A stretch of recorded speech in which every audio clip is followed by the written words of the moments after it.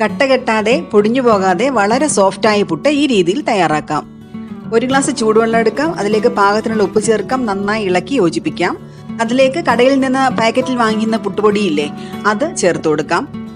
ഇപ്പോൾ ഇത് ഇളക്കി ചേർക്കുകയൊന്നും ചെയ്യരുത്. ഇതുപോലെ തന്നെ അങ്ങ് ചേർത്ത് കൊടുത്തേച്ചാൽ മതി. ഇനി ഒരു അരമണിക്കൂറോളം ഇതേ രീതിയിൽ അങ്ങ് അടച്ചു വെച്ചേക്കാം. അരമണിക്കൂറിന് ശേഷം ഈ വെള്ളമൊക്കെ നന്നായിട്ട് വറ്റി ഈ പുട്ടിൻ്റെ പൊടിയിലേക്ക് ഈ വെള്ളമൊക്കെ നന്നായിട്ട് പിടിച്ചിട്ടുണ്ടാവും. ഇനി ഇത് നമുക്ക് നന്നായിട്ട് കൈകൊണ്ട് തന്നെ ഇളക്കി ചേർത്ത് കൊടുക്കാം. കട്ടകളൊക്കെ ഉണ്ടെങ്കിൽ അത് കൈകൊണ്ട് തന്നെ ഞെരടി ഉടച്ച് ചേർത്ത് കൊടുക്കാം. ഇപ്പോൾ ഈ പുട്ടുപൊടിയിൽ ഒട്ടും തന്നെ വെള്ളത്തിൻ്റെ മയമില്ല. വെള്ളമയമില്ലാത്തത് കൊണ്ട് തന്നെ ഈ പുട്ട് നമ്മൾ ഉണ്ടാക്കിയെടുക്കുന്ന സമയത്ത് പൊടിഞ്ഞു പോകാനായിട്ട് ചാൻസ് ഉണ്ട്. അപ്പോൾ അതുകൊണ്ട് കുറച്ച് വെള്ളം കൂടി ഒന്ന് തളിച്ചു കൊടുക്കാം. എന്നിട്ട് നന്നായിട്ടൊന്ന് ഇളക്കി ചേർത്ത് കൊടുക്കാം.